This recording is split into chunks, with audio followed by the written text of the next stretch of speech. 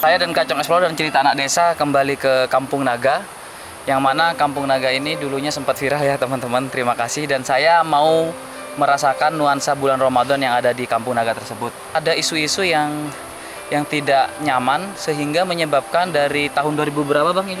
2023. 2023 itu sempat 2023, dari tahun 2023 sampai tahun saat ini 2026 di akhir Februari, ini awal Maret ya? Awal Maret itu Kampung Naga dari sesepuhnya, dari kepala adat itu melarang youtuber-youtuber dari luar.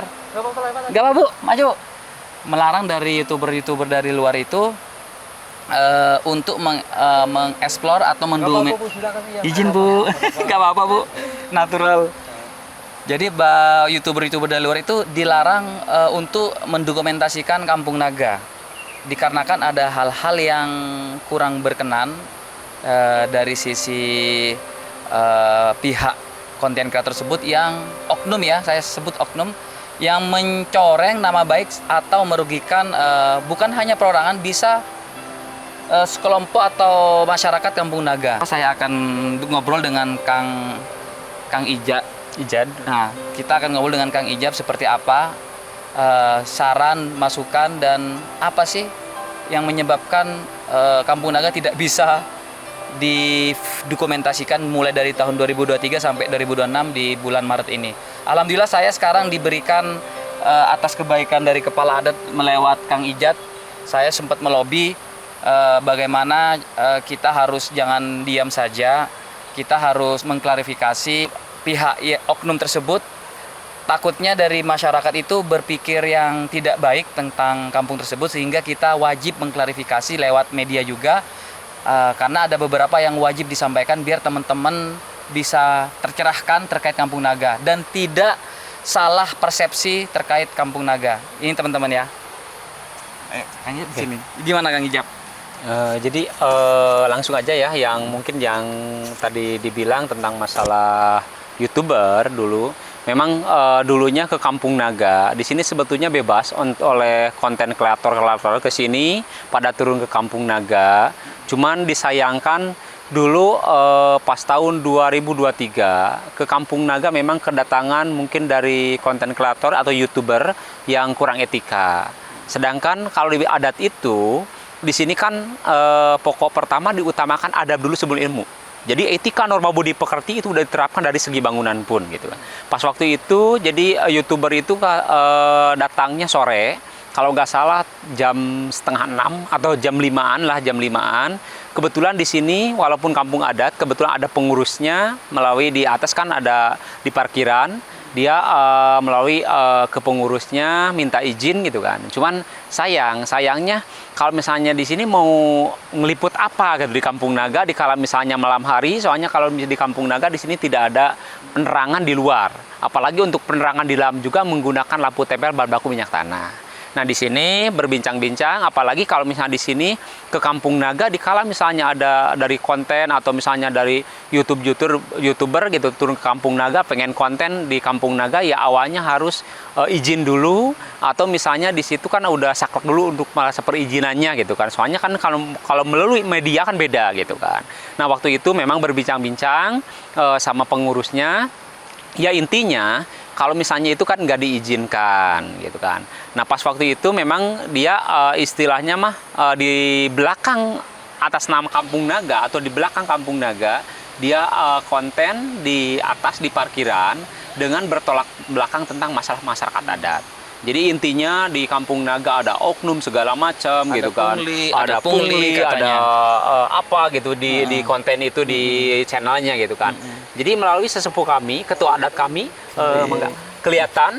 Jadi atau misalnya kedengaran dan lihat juga langsung dari ketua adat. Makanya dari sesepuh kami atau ketua adat kami pakem untuk sementara waktu untuk masalah konten atau misalnya video menutup. Ditutup langsung. Itu ditutup sejak tahun 2023. Untuk masalah yang sekarang memang YouTuber dari dulu itu sampai sekarang itu nggak bisa gitu. Cuman pas kemarin alhamdulillah saya ketemu sama ya di Kaca sini Explorer.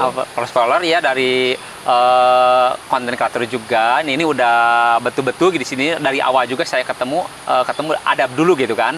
Kalau misalnya di sini udah saya percaya gitu kan. Dan dia untuk masalah mau klarifikasi tentang masalah YouTuber yang dahulu, apalagi di sini saya juga ada pesan ya untuk semuanya untuk masalah YouTuber. Makanya saya saya menemui ketua adat dan alhamdulillah melalui ketua adat, dari ketua adat diizinkan gitu kan. Soalnya kalau di adat memang di sini ada paribasa budaya milik bangsa, tapi kalau adat itu milik keturunan.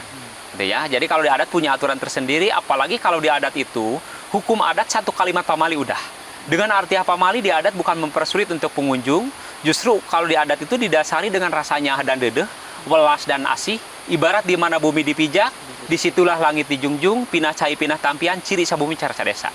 Soalnya dengan kalimat pamali ada amanat, ada wasiat, tentu juga mungkin ada akibat. Itu kembali ke kita ya, seperti itu.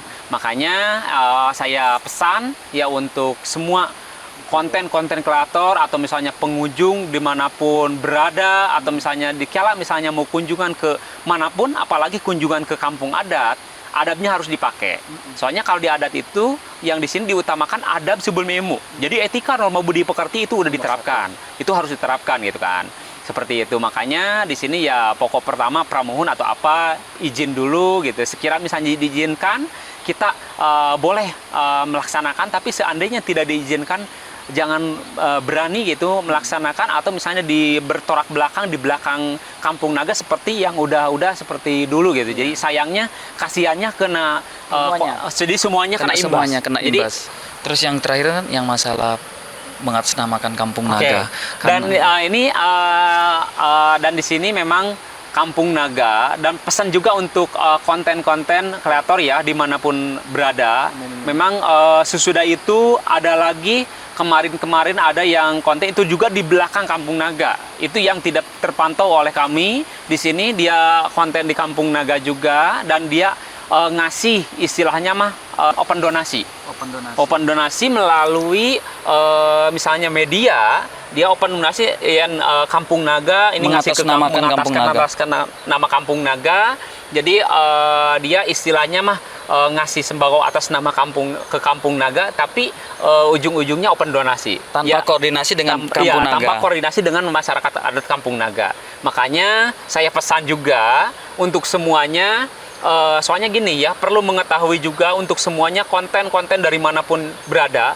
Kampung Naga itu dari dulunya, dari zaman nenek moyang, anti untuk meminta dan tidak boleh meminta. Soalnya kalau dia ke adat itu, misalnya kalau dikasih berupa apapun dari manapun, yang penting ngasihnya kita ikhlas, itu diterima. Tapi kalau misalnya di sini untuk Kampung Naga, sekira misalnya ada yang ngasih, kita misalnya membutuhkan catatan atau apa gitu kan, di sini anti.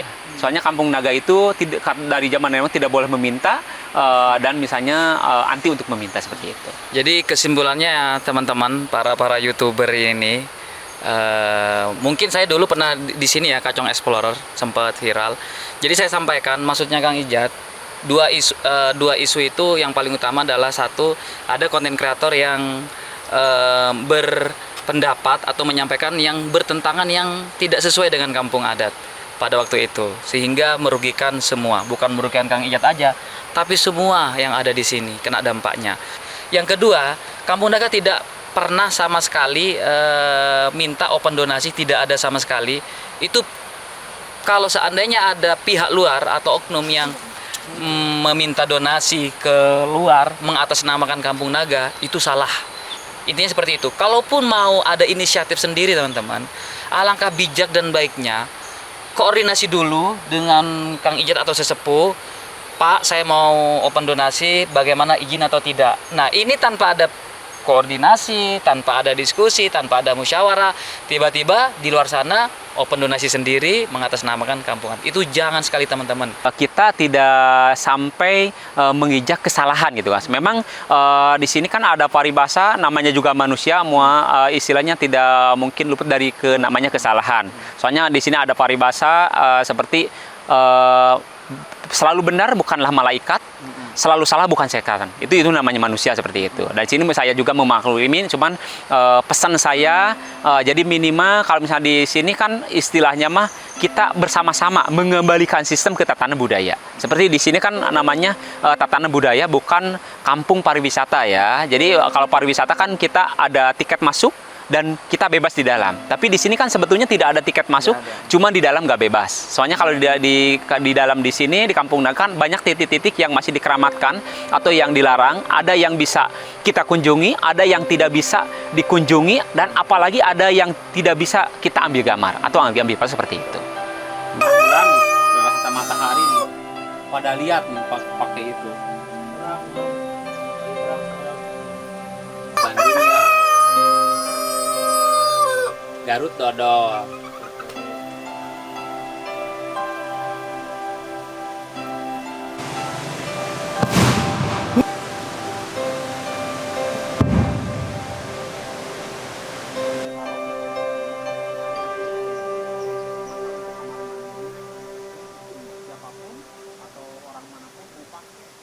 Mana yang disebut tampian Kang Ini Indra? tampian.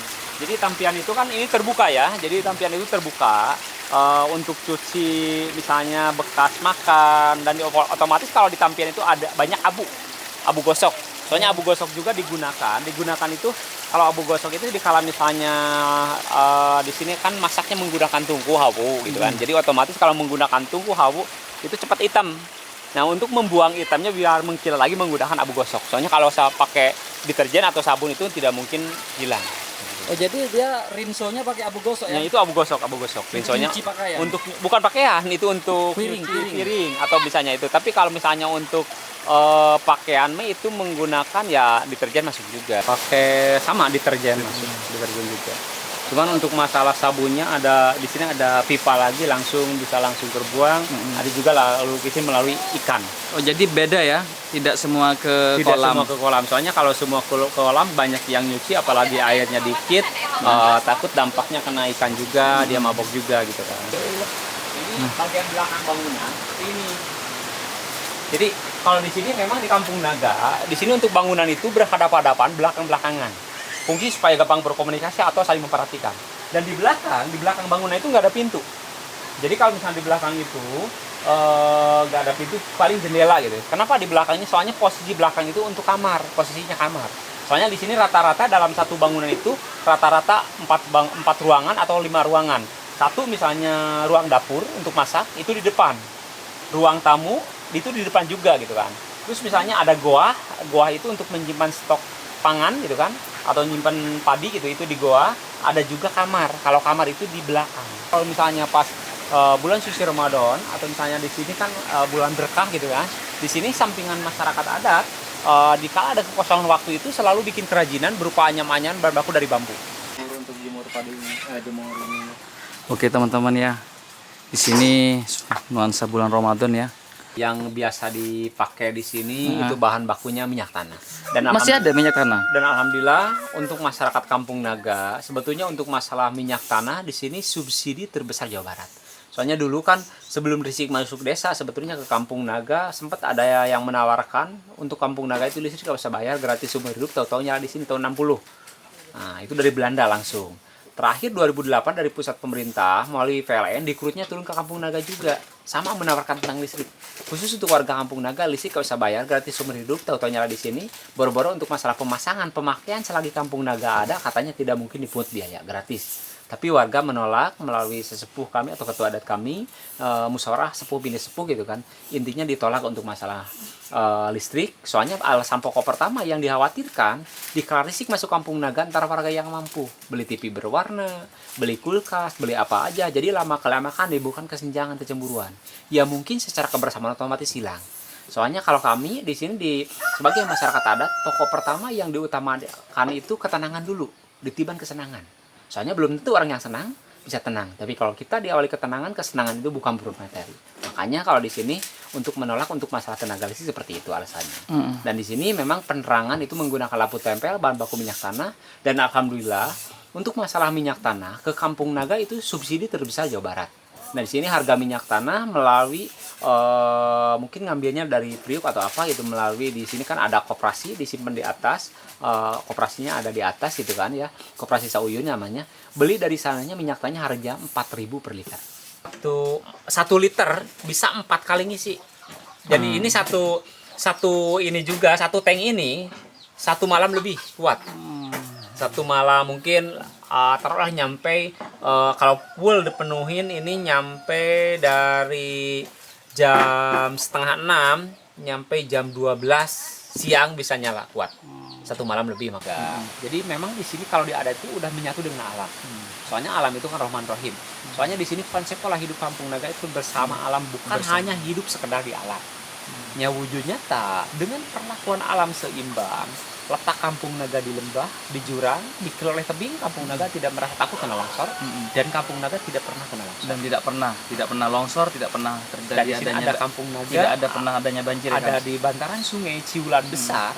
Di kala musim hujan, Kampung Naga tidak merasa takut kena banjir, dan Kampung Naga tidak pernah terjadi banjir meluap ke perkampungan. Itu jangan sewenang-wenang kita merusak alam. Soalnya alam itu Rahman Rahim.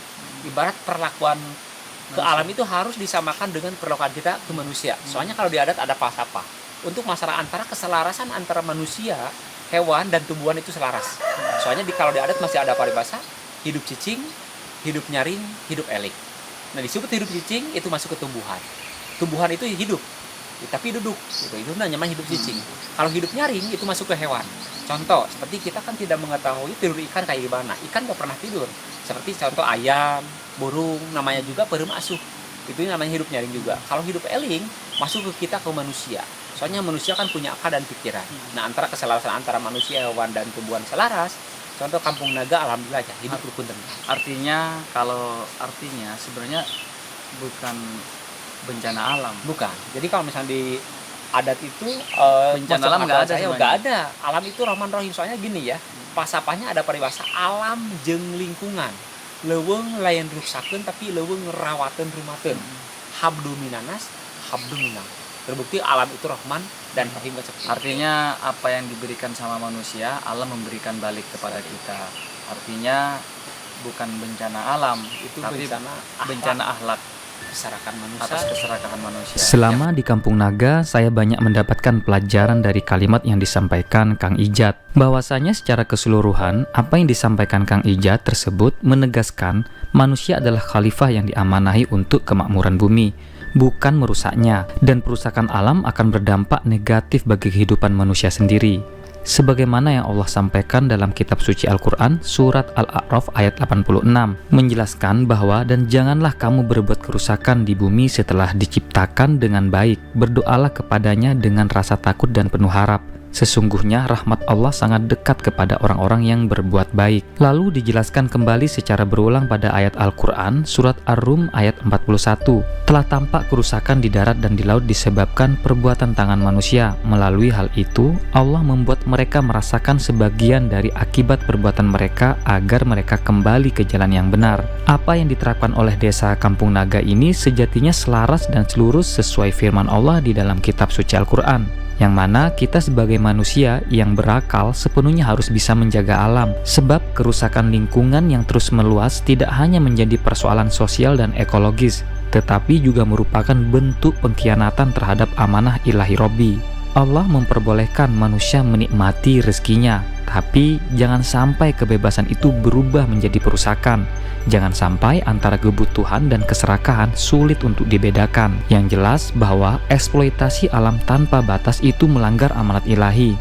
Maka musibah lingkungan adalah bentuk teguran agar kita kembali pada jalan hidup yang benar dan seimbang. Satu hal yang pasti bahwa kita tidak bisa hanya mengambil manfaat tanpa tanggung jawab. Kita berdoa kepada Tuhan agar rumah kita terhindar dari bencana. Namun di lain sisi, rumah kita sendiri sengaja dibakar oleh ketamakan. Masyarakat Kampung Naga ini sudah mengajarkan kita tentang bagaimana kita hidup berdampingan dengan alam.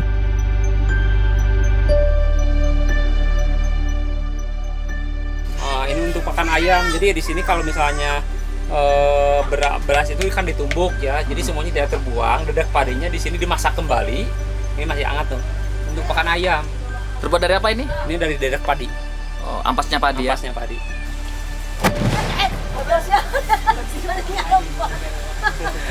Nah, ini banyak pertanyaan dari teman-teman online ya, teman-teman online. Okay. Banyak menanyakan Kang Ijat. Yang pertama, jamban kan ada di luar kan, karena kan nggak menyatu dengan rumah.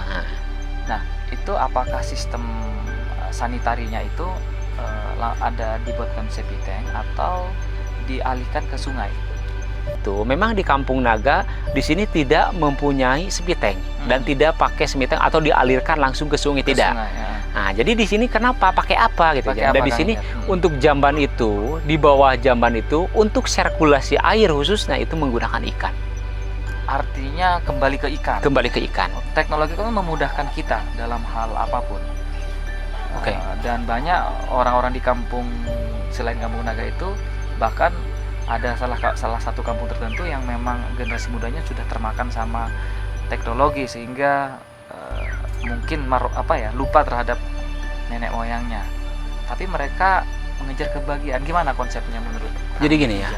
Intinya kalau misalnya di adat, kami sebagai masyarakat adat, jadi untuk masalah kebahagiaan atau misalnya di sini bisa disebut kesenangan, ketenangan gitu kan. Di sini dulunya, di sini kami sebagai masyarakat adat dulu dari zaman nenek moyang, dulu dikasih 2 tantangan. Kita mau hidup senang, mau hidup tenang. Mana yang kita pilih? Kalau hidup senang, kita banyak stok pangan. Nah, kalau hidup senang kita banyak uang, kalau hidup tenang kita banyak stok pangan. Cuman di sini untuk masyarakat Kampung Naga membeli ketenangan dulu, ditiban kesenangan. Soalnya belum tentu orang yang senang, belum tentu misalnya tenang. Tapi kalau kita diawali ketenangan, kesenangan itu bukan berupa materi. Ya contoh seperti di sini untuk masyarakat Kampung Naga dengan secara hidup kesederhanaan, alhamdulillah hidup tenang. Dari zaman nenek moyang dikasih tangan-tangan mau hidup senang, mau hidup tenang, ya di sini yang pokok pertama dipilih itu ketenangan. Ketenangan dulu. Jadi kalau mau hidup, kalau mencari kebahagiaan itu tidak ada. Tidak ada. Kalau misalnya di sini tidak ada Jadi kebahagiaan. kalau mau cari hidup harus mencari ketenangan. Ketenangan dulu. Kalau mencari kebahagiaan tidak mungkin ada. Tidak mungkin ada. Jadi kalau misalnya di sini kan dari dulu juga bukan bahagia gitu. Kalau dulu kan tenang dan senang. Sebenarnya orang itu bukan bahagia sebenarnya. Bukan bahagia, tapi itu tenang gitu. damai.